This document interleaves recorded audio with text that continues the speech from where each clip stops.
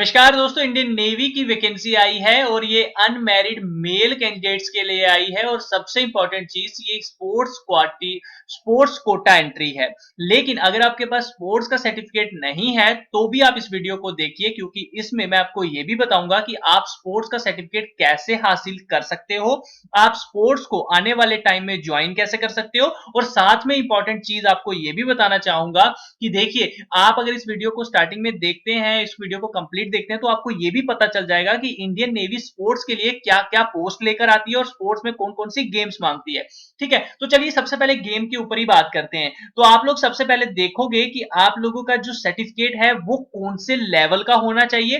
तो आप लोग अगर इसको ध्यान से देखो, मैं यहाँ पे थोड़ा सा जूम करता हूं, तो देखो ये कहते हैं कि outstanding sports man who participate, जिसने पार्टिसिपेट किया, जिसने खेला है इंटरनेशनल लेवल या फिर जूनियर लेवल या फिर सीनियर नेशनल चैंपियनशिप या फिर सीनियर स्टेट चैंपियनशिप या फिर all India inter university championship.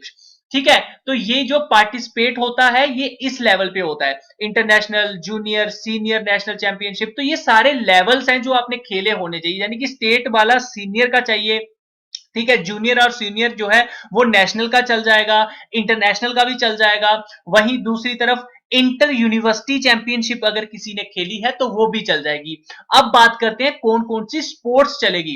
तो भैया एथलीट्स अगर किसी ने किया है वो चलेगा, एक्वेटिक्स आपने किया है वो चलेगा, बास्केटबॉल चलेगा, बॉक्सिंग चलेगा, क्रिकेट चलेगा, फुटबॉल चलेगा, जिम्नास्टिक चलेगा, हैंडबॉल चलेगा, कबड्डी चलेगा, वॉलीबॉल चलेगा, वेट लिफ्टिंग चलेगा, रेसलिंग चलेगा, स्क्वैश चलेगा, फेंसिंग चलेगा, गोल्फ चलेगा, टेनिस चलेगा और कैंकिंग चलेगा। और कैनोइंग है, ये तो मुझे खुद नहीं पता, गूगल में सर्च कीजिएगा।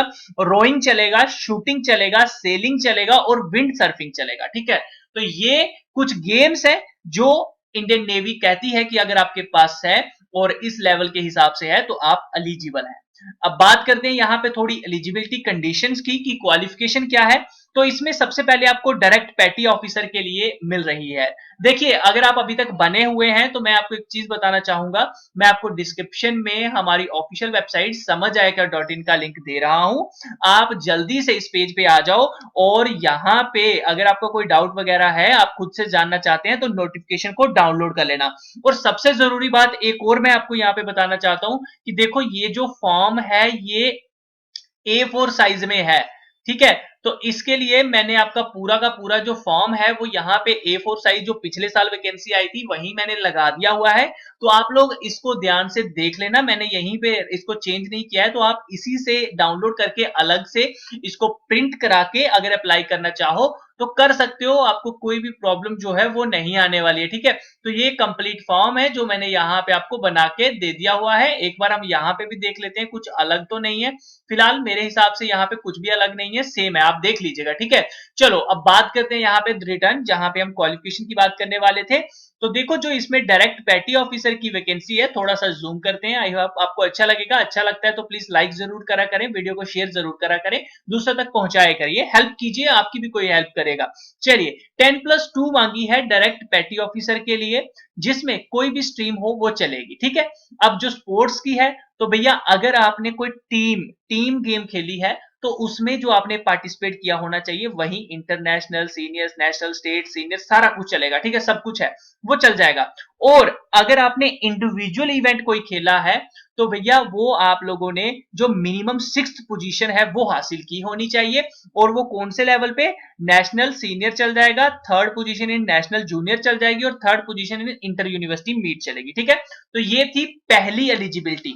इसमें एज लिमिट 17.5 साल से 22 साल तक है, यानी कि आपका जन्म 1 फरवरी 1998 से लेकर 31 जनवरी 2003 के बीच में है। अब बात करते हैं सीनियर सेकेंडरी रिक्रूटमेंट SSR की। तो इसमें भी आपकी 12वीं पास मांगी गई है और इसमें भी आपने सेम पार्टिसिपेशन जो पीछे मांगा गया था वहीं यहाँ पे मांगा गया है, बस आपने पार्टिसिपेट किया होना चाहिए। इसमें कोई पोजीशन जो है वो नहीं मांगी है। ठीक है, किसी भी स्पोर्ट्स का मतलब आपके पास सर्टिफिकेट है तो आप चल जाएगा, लेकिन वो इंटरनेशनल, नेशनल, स्टेट लेवल का होना चाहिए या फिर रिप्रेजेंट किया है यूनिवर्सिटी को तो वो चल जाएगा। एज लिमिट 17 से 21 साल है। आपका जन्म 1 फरवरी 1999 से लेकर 31 जनवरी 2003 के बीच में होना चाहिए।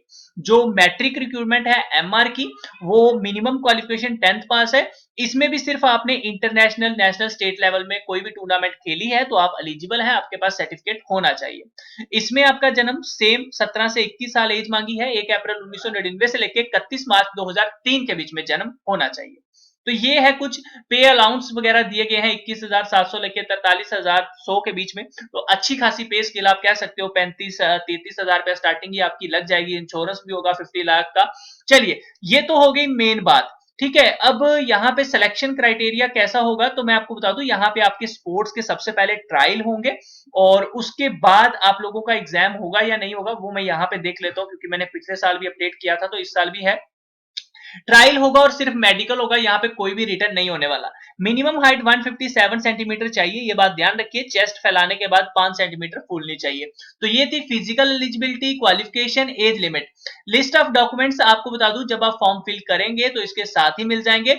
अगर आप लोग ये फॉर्म फिल करना चाहते हो, वैसे तो मैंने पिछले साल इस वीडियो में कंप्लीट बताया हुआ है, आप ये वीडियो भी देख लेना। बट फिर भी आप चाहते हो तो मैं लेटेस्ट अगर वीडियो बनाऊं तो प्लीज आप कमेंट कर देना, मैं लेटेस्ट वीडियो भी बना दूंगा कि ये कैसे फॉर्म फिल करना है और आप लोगों को कंप्लीट यहाँ पे गाइड कर दूंगा।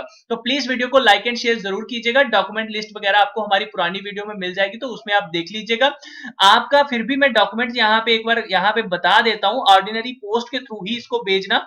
ठीक है, तो लिस्ट ऑफ डॉक्यूमेंट जो है यहाँ पे है। ठीक है, एक फोटोग्राफ मांगी गई है आपकी, और इसके अलावा आप लोगों के पास the background of the photograph should be blue होना चाहिए, ये बात भी ध्यान में रखिएगा।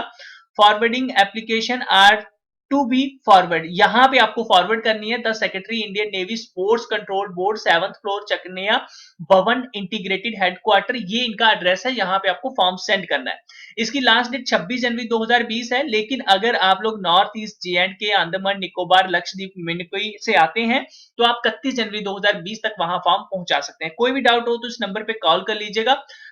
यहाँ पे मैं कुछ डॉक्यूमेंट्स का देख लेता हूँ। फिलहाल इन्होंने डॉक्यूमेंट्स को मेंशन तो नहीं किया है। तकरीबन आप कह सकते हो कि ये the document mention in the application, मतलब जो एप्लीकेशन फॉर्म है जब आप फिल करते हो तो यहाँ पे मेंशन किया गया है कौन कौन से डॉक्यूमेंट्स भेजने हैं। तो देख लेते हैं यहाँ पे क्या क्या बोला गया है। और हायर एजुकेशन यहाँ पे है। नीचे चलते हैं, नीचे चलते हैं, नीचे चलते हैं, ये है लिस्ट ऑफ डॉक्यूमेंट। आपने भेजने हैं self copy of matriculation certificate की, अपना 10वीं का डिप्लोमा सर्टिफिकेट, मार्कशीट जो भी है उसमें से एक भेज देना, चल जाएगा। डेट ऑफ बर्थ के लिए ये चलेगी, याद रखिएगा। और यानी कि आपके पास 10th का डिप्लोमा होना बहुत जरूरी है, जो कि डेट ऑफ बर्थ के तौर पे चलेगा। और 10th की मार्कशीट चलेगी। ठीक है, आपने ये भेजनी है। एनसीसी स्पोर्ट्स सर्टिफिकेट है तो भेज दो कोई भी इसमें से एक, और डोमिसाइल सर्टिफिकेट भी नेसेसरी है। और 2 सेल्फ अटेस्टेड एनवलप भेजने हैं जिनका साइज 22 बाय 10 सेंटीमीटर का होना चाहिए, विद 10 रुपए की स्टाम्प अफिक्स आपने एक एनवलप के ऊपर लगा के भेजनी है। ये बात ध्यान में रखिएगा।